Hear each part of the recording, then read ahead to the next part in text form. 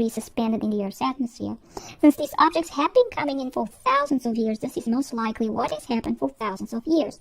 But either the number of objects has greatly increased recently, or the process has slowed due to the sun's weakness, so that the amount of debris seems to have hugely accumulated. And you can see that it has accumulated from this image. It's a stereo A cartoon image, and it shows a very large object, and you can see that it did provoke the sun into a CME. You can see some of the CME material going across it. But what I would like to point out, what is the most interesting about this image, is the amount of debris. You can see this is debris. These are actually separate solid objects in the sun's outer corona, and they seem to be surrounded in this cloud-like material. And you can see it's very concentrated over here, lots and lots of these objects here in the sun's outer corona. You may look at Article 529 entitled Planet X Debris Field and Water Clouds, because these are actually clouds. These are clouds made of water. We know that because they enter the Earth's atmosphere surrounded in these clouds. Thus, the sun's outer corona seems to be full of objects and debris pieces surrounded in cloud envelopes. These cloud envelopes are a part of the debris and are made of water, which used to be a part of the celestial objects that died. The water is low in gravitational energy, which has caused it to have low cohesion, and thus not to freeze solid even in the cold environment of space. And you may look at Article 529 entitled Planet X Debris Field and Water Clouds.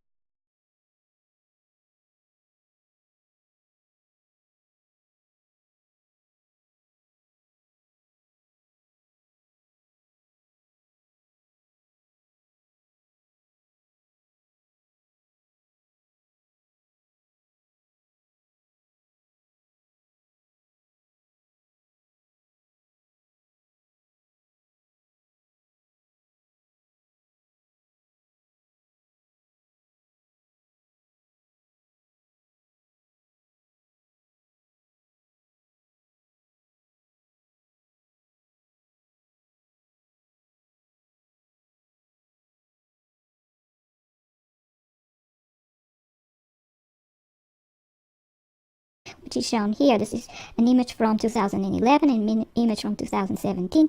And you can see that the corona seems to have shrunk. And the corona is the part of the sun's atmosphere that is in plasma arc mode. And most likely 20 years before, the sun's corona would have been much, much larger than it was in 2011. And also, these images are most likely much older than they seem. They most likely have had their timestamps altered, because by 2011 we know the sun was no longer shining, as I've shown in other articles. And you can look at Article 500 entitled The Sun is No Longer Shining Review for more details on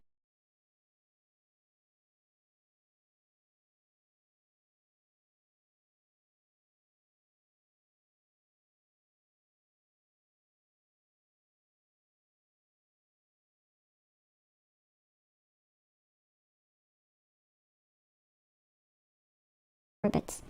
And these images come from the last STO eclipse season of 2017, and it illustrates the fact that the sun was actually going dark. It was no eclipse because, and you can see the curvature of the Earth is almost flat in comparison with the sun from what would be SDO satellite view. So we can use a triangle to simulate the Earth, and then this image would have to be the product of the Earth covering part of the sun. So if the Earth was covering part of the sun, this part, then, and these images are only 4 minutes apart, then you would expect this image to look somewhat like this image, just with this part not being there. But then what happened to this part of the corona, which should be there and it's not there? And from that we can see that the corona was shrinking at this time, showing that the sun was going dark. This was no eclipse. If it was an eclipse, the Earth would be covering this bottom part, and that corona should still be there.